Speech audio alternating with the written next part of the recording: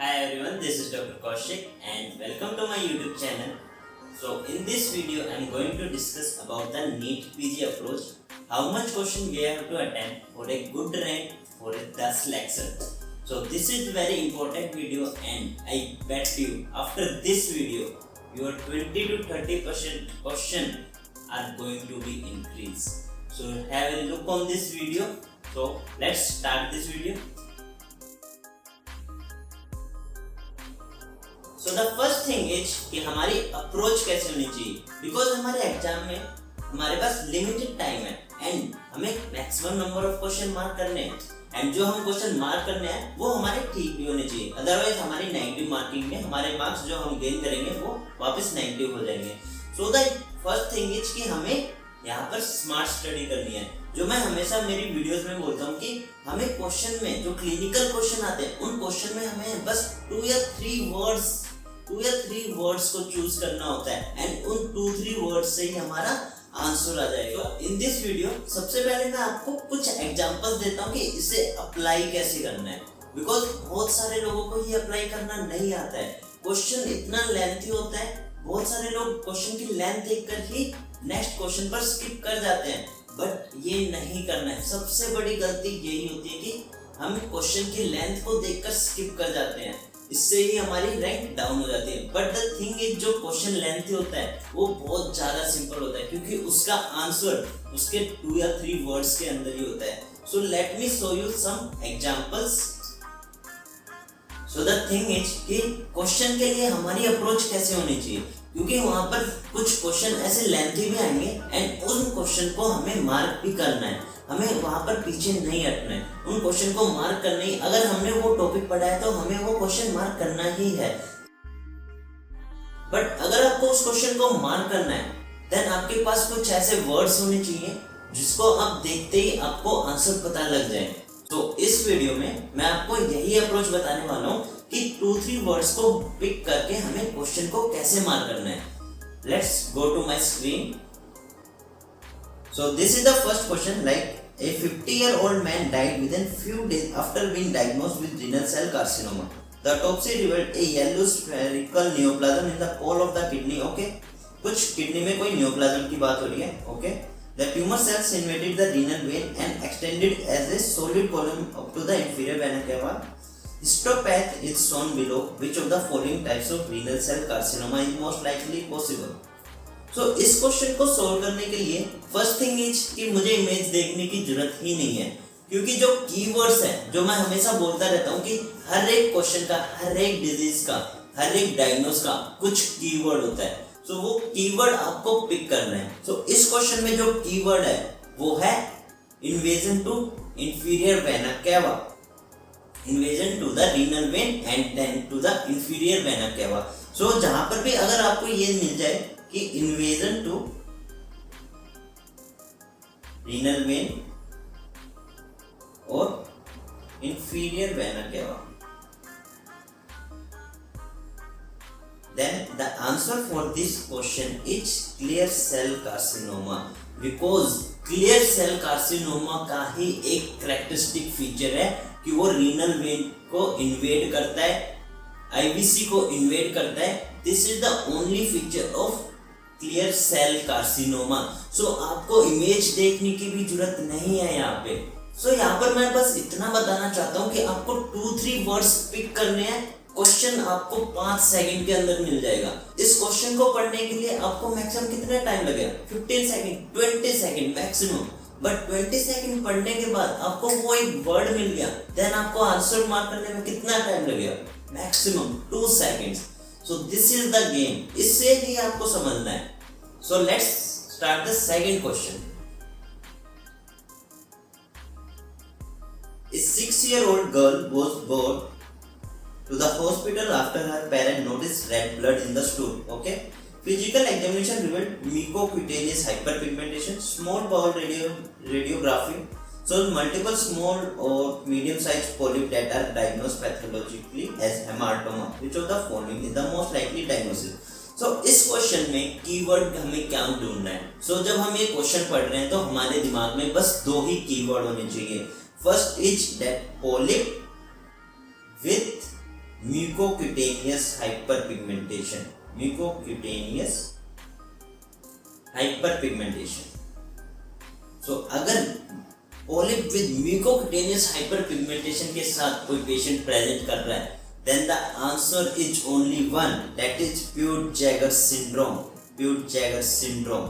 So these two words are the specific to this condition, that polyp with mucocutaneous syndrome. So ये दो word आपको याद करने हैं। So ऐसे ही आपको हर एक डिजीज में ऐसे कुछ कुछ स्पेसिफिक वर्ड्स ढूंढने हैं। So let's start the next question. A 24-year-old woman presented with vaginal bleeding for the past 3 days. USG revealed a dilated endometrial cavity. Okay. Suction curettage was done and evacuated the uterus, which revealed grape-like cluster. Grape-like cluster. इस word को सुनते ही बस मेरे दिमाग में एक ही चीज आनी चाहिए, वो है मोल। यहाँ पर बात हो रही है मोल की, एंड वो किस मोल की बात हो रही है? ग्रेप-लाइक स्ट्रक्चर आता है पार्शियल मोल में। सो पार्शियल हाइलाइटेड फॉर्म मोल में ग्रेप-लाइक क्लस्टर का मैनिफेस्टेशन होता है। So and fetal part, cytogenetic examination of this tissue will likely diagnose which of the following genetic pattern. So that cytogenetics में हमें क्या मिलेगा? So the grape-like cluster से हमें पता लग गया कि यहाँ पर बात हो रही है पार्शियल मोल की। So पार्शियल मोल में हमें क्या मिलता है? ट्राइप्लॉइडी। So ऐसे हमें क्वेश्चन देखने को मिलेंगे, बट इन चीजों से डरने की कोई जरूरत है ही नहीं। बहुत सिंपल क्वेश्चन है, ग्रेप लाइक मॉर्फोलॉजी मिल गया जब हमें, इससे ज्यादा वो क्वेश्चन में हमें और क्या देगा? इतना सिंपल क्वेश्चन बना दिया, इससे सिंपल क्वेश्चन कोई नहीं हो सकते। बहुत बहुत ज्यादा सिंपल क्वेश्चन होते हैं, जितने भी क्लिनिकल क्वेश्चन आएंगे सब सिंपल क्वेश्चन आएंगे। So let's start the next question. So एक 26-year-old woman, 26-year-old presented with a painless nodule in the outer lower aspect of the left breast, which she noticed for the last 2 months. The nodule is firm and freely movable. अब मुझे बस freely movable दिख गया यहाँ पर। इसके बाद मुझे नेक्स्ट क्वेश्चन में कुछ पढ़ना ही नहीं है। कोई इमेज दे रखी है तो भी मेरे को कोई जरूरत ही नहीं है। अगर इमेज दे रही है तो बस मेरे को अपना डायग्नोसिस कंफर्म करना है। So the thing is कि freely movable 26-year-old female with freely movable lump. So the answer for this question is fibroadenoma. So these 2-3 words you have to pick in every question. Every clinical question आपको ये 2-3 words हर question में मिलेंगे। So next question. So यहाँ पर आता है integrated वाला part. अब क्वेश्चन इंटीग्रेटेड भी आएंगे आपके। So like this question, a 26-year-old female presented with abdominal pain, increasing abdominal curve for the past 5 days. She used oral contraceptive. Oral examination revealed hepatomegaly, ascites, mild jaundice, a liver biopsy showed severe centrilobular congestion, necrosis with thrombosis और fatigue vein. Okay, so इस question में मेरे को पता लग रहा है कि एक फीमेल है जो कि OCP, she is on oral contraceptive pills, and oral contraceptive pills का साइड इफेक्ट होता है thrombosis. That I should know. So thrombosis is the side effect of the OCP. So इतना मुझे पता होना चाहिए। बाकी इस क्वेश्चन में कुछ भी दे रखा है उससे मुझे कोई मतलब नहीं है। थ्रोम्बोसिस, अब मुझे इन चारों ऑप्शन में वो कंडीशन ढूंढनी है जिसमें थ्रोम्बोसिस होता है। So the answer is Budd-Chiari syndrome. Budd-Chiari syndrome में ही hepatic vein का thrombosis होता है। So like this you have to integrate the question. Next thing, one-liner question like this: a 60-year-old man with chronic hypertension present to ER with mental status, okay, elevated blood pressure of this, with patient with hypertension and CT scan brain revealed interparenchymal hemorrhage. Hypertension with hemorrhage, the most specific, the only location is putamen. So आपको ये सब चीजें ऐसे ध्यान रखनी है। One liner, this also come in one liner. So ये one liner ही question है, इसको थोड़ा सा क्लिनिकली मॉडिफाई कर दिया है। सो वन लाइनर क्वेश्चन भी आपको अच्छे से याद होने चाहिए, क्योंकि वही क्वेश्चन बहुत बार आपके clinical as a clinical question आएंगे। So the last question, a 50-year-old man who is chronic alcoholic presented with dyspnea, high cardiac output failure, investigation revealed cardiomegaly and reduced erythrocyte transketolase activity, which is the vitamin that is deficient. So the one thing that I want in this question, that this question is telling me about the high output cardiac failure, and this is the feature of which vitamin? Vitamin B1. Very. This is question asking about the very. तो आपको ऐसे questions को approach करना है. Then the second thing कि question attempt कितने करने हैं.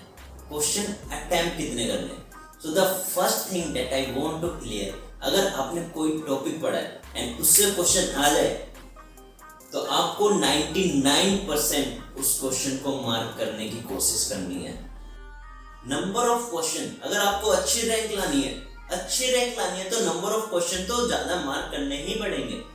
उसके लिए तो कोई ऑप्शन ही नहीं है, क्योंकि कंपटीशन ही इतना ज्यादा है. कम क्वेश्चन मार्क करोगे एंड उसमें से भी कुछ अगर क्वेश्चन आपके नेगेटिव हो जाते तो आपकी रैंक बहुत ज्यादा पीछे चली जाएगी. एंड अगर आपने टॉपिक्स पढ़े, अच्छे से मेहनत की है, तो मैक्सिमम 99% आपको क्वेश्चन मार्क करने हैं. देन ओनली आपकी अच्छी रैंक आएगी. अगर 200 क्वेश्चन आ रहे हैं तो 195 क्वेश्चन आपको मार्क करने हैं. अगर आपने अच्छे से एक बार या 2 या 3 बार अच्छे से आपने रिवीजन किया है तो आपको 195 क्वेश्चन मार्क करके ही आने हैं. ऐसा नहीं है कि फर्स्ट टाइम में ही आप सारे क्वेश्चन मार्क कर दोगे, बट आपके पास टाइम मिलेगा. दोबारा फिर से जब क्वेश्चन पे आओगे उस टाइम इतना टाइम होगा, आप वहां पर सोचकर फिर से क्वेश्चन मार्क कर सकते हो. And the final thing that I want to say, that you have to believe in yourself. सब स्टूडेंट्स होते हैं जो कॉलेज में जिनकी डिस्टिंक्शन नहीं आती है, अच्छे मार्क्स नहीं आते हैं, तो वो खुद को एवरेज स्टूडेंट समझने लग जाते हैं. एंड उनको लगता है कि उनके जो है नीट पीजी या नीट में भी अच्छे मार्क्स नहीं आएंगे, अच्छी रैंक नहीं आएंगे. बट ऐसा कुछ नहीं. Finally all the best, have a good luck, thank you.